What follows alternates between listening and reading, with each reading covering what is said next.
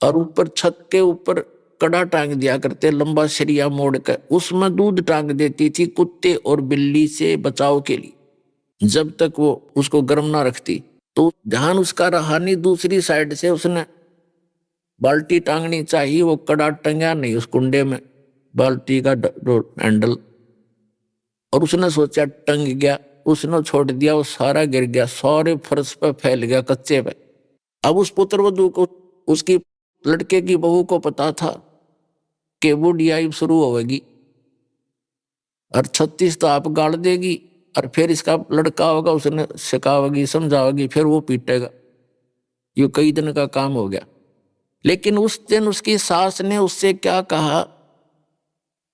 और वो देख रही थी उसके मुंह की तरफ के भी सुना होगी 5-7 कठिए।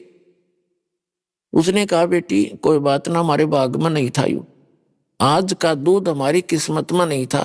और बेटी इसने इकट्ठा कर ले, बचा हुआ थोड़ा उसको भैंस को ही पिला दे, अपने तो काम रहा कोई ना। अरे यूं तो बेटी हमारे भाग में था ही, इसलिए गिर गया तो गिर गया, कोई बात नहीं, सुबह देगी या बाल्टी भर के। अब उसने सोची पता नहीं बूढ़ी आज कौन सा स्टेशन पकड़गी, या तो इसनो तो कद्दे भी ना बोला करती। उसने सोचा शाम ने मेरा पति आवेगा और उसने बतावेगी, गुस्से में है दिखा, लेकिन उसका आगे जिक्र भी ना करा उसने। फिर उसका पक्की जचगी को हो बुढ़िया में इतना परिवर्तन है, भगवान आया तो आया क्यों कर, उसके चरण पकड़े, धोए नवावे, प्यार करे, क्योंकि उसकी तो करड़ाई टाल दी उस बुढ़िया ने, जिक्र नहीं करा उसके पति का आगे, तो वो कितना प्रेम बन गया उनमें। फिर उसने कहा बेटी तू भी सत्संग में चला कर। तो पुण्यात्माओं इस प्रकार है, जो नुकसान होना हो तो हो चुका होता है,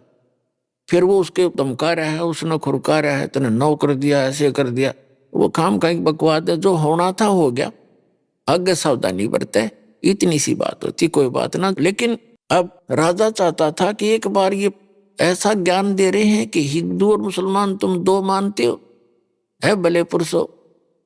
उस परमात्मा के घर से आए हो, तुम एक हो, और परमात्मा पाने के लिए तुम अलग अलग बटे हो,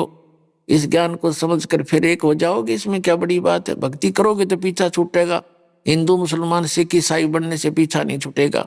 जो सच साधना करेगा, चाहे हिंदू करो, चाहे मुसलमान, सिख करो, चाहे ईसाई, उसका कल्याण होगा, नहीं तो नहीं होगा।